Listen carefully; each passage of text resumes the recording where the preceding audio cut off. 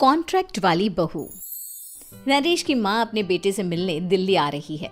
इस बात का पता चलते ही नरेश के दिल में हलचल मच जाती है।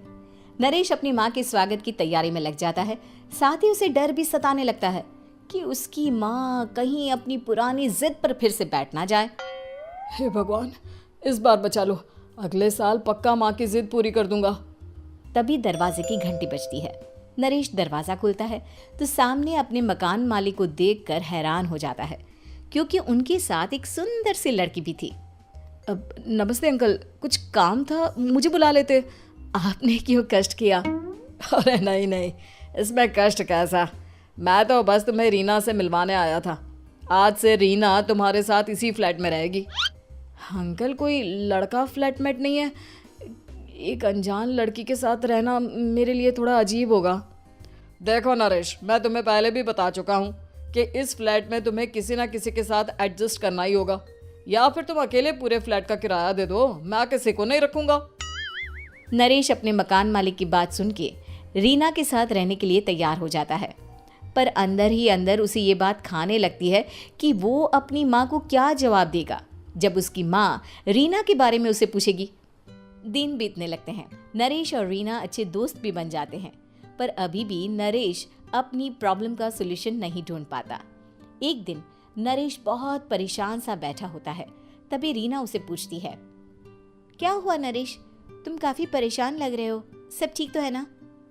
हाँ सब ठीक है, बस एक छोटी सी प्रॉब्लम है। वो एक्चुअली 2 दिन बाद मेरी माँ मुझसे मिलने आ रही है। अरे तो इसमें प्रॉब्लम क्या है, ये तो खुशी की बात है।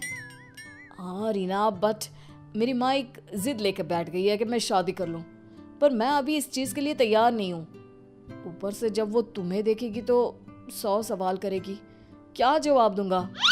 अरे इसमें कोई टेंशन वाली बात नहीं है, मेरे पास ना इस प्रॉब्लम का सलूशन है, जिससे ना तुम्हें शादी करनी पड़ेगी और ना ही तुम्हारी माँ मेरे बारे में कुछ पूछेंगी। रीना की बात सुनकर नरेश सोच में डूब जाता है। वो सोचता है कि रीना खुले ख्यालों वाली लड़की है, कहीं माँ को सच बता ना दे। नरेश को सोच में डूबा देखकर रीना कहती है, अरे क्या हुआ, किस सोच में पड़ गए? डोंट वरी, जैसा तुम सोच रहे हो ना वैसे कुछ भी नहीं है, मेरे पास एक प्लान है। मैं कुछ समझ नहीं पा रहा हूँ, कैसा प्लान? मैं समझाती हूँ। हम ना एक कॉन्ट्रैक्ट मैरिज कर लेते हैं। फिलहाल मेरे पास जॉब नहीं है, तो तुम इस रूम का किराया दे देना जब तक तुम्हारी माँ यहाँ रहेंगी, सिर्फ तब तक। और तुम अपनी माँ से कह देना कि मैं तुम्हारी पत्नी हूँ, इससे वो मेरे यहाँ रहने पर कोई सवाल भी नहीं करेंगी। अरे बात तुम्हारी ठीक है, पर माँ से झूठ बोलना, ना ना पापा, मैं ये रिस्क नहीं ले सकता। कोई और आइडिया दो ना तुम। देखो मंजूर हो तो बोलो, वरना सच बता दो, मुझे कोई प्रॉब्लम नहीं है। रीना की बात सुनकर नरेश सोच में डूब जाता है। बहुत सोचने के बाद जब उसे कोई रास्ता नहीं मिलता तो वो रीना के बताए हुए रास्ते पर चलने के लिए तैयार हो जाता है। वो रीना से बात करता है और अपनी माँ की पसंद और नापसंद के बारे में बताता है। रीना भी नरेश की सभी बातों को ध्यान से सुनती है, ताकि कहीं उससे कोई गलती ना हो जाए। आखिर वो दिन भी आ जाता है जब नरेश की माँ उससे मिलने दिल्ली आ जाती है। नरेश अपनी माँ को फ्लैट पर लेकर जाता है। जैसे ही नरेश की माँ फ्लैट के अंदर जाती है, रीना उसके पैर छू लेती है। ये देखकर नरेश की माँ थोड़ी घबरा जाती है और नरेश से पूछती है, अरे बेटा नरेश, ये कौन है? माँ, ये आपकी बहू रीना है। माफ़ी चाहता हूँ, सब कुछ इतनी जल्दी में हुआ कि आपको बता ही नहीं पाया, इसलिए सोचा कि क्यों ना आपको सरप्राइज दिया जाए। अरे बेटा, मैं तो बस तेरा घर बसा हुआ देखना चाहती थी। हाँ, बहुत अरमान थे अपनी इकलौते बेटी की शादी को लेकर, लेकिन कोई बात नहीं, शायद किस्मत को यही मंजूर होगा।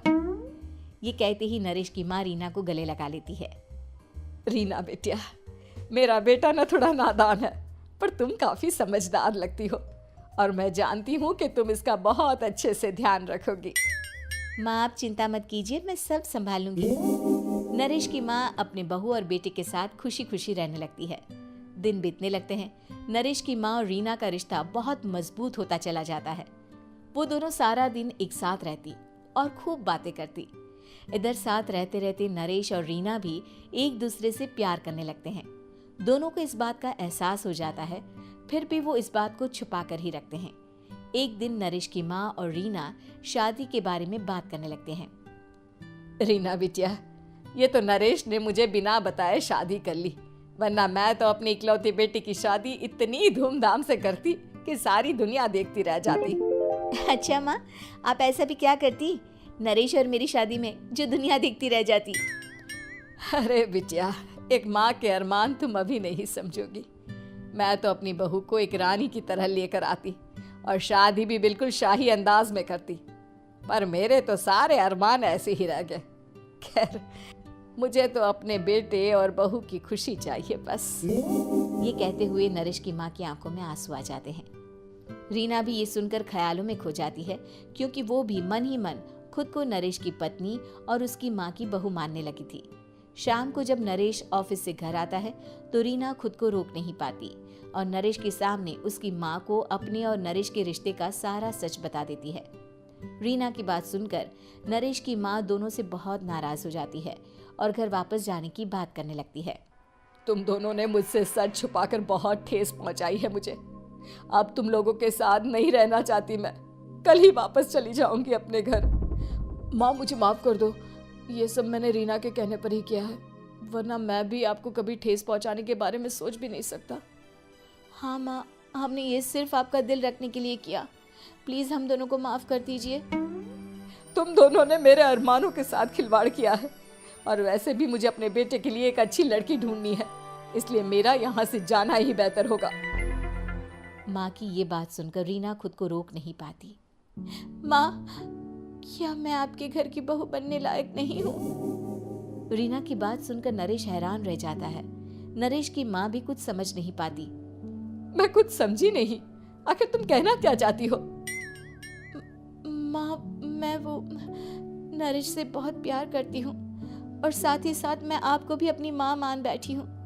आज जब आपकी बातें सुनी तो खुद को रोक नहीं पाई, इसलिए सारा सच आपको बता दिया। रीना की बात सुनकर नरेश की माँ की आंखों में आंसू आ जाते हैं और वो अपने बेटे नरेश और रीना को गले लगा लेती है। मेरे घर की बहू तो सिर्फ रीना बिटिया ही बनेगी। मैं आज ही तुम दोनों की शादी की तारीख निकलवा दूंगी, बस एक बार तुम्हारे घर वाले मान जाए। उसी दिन रीना के माता पिता भी उनके फ्लैट पर आ जाते हैं। दोनों परिवार आपस में बैठकर बातें करते हैं और शादी के लिए राजी हो जाते हैं।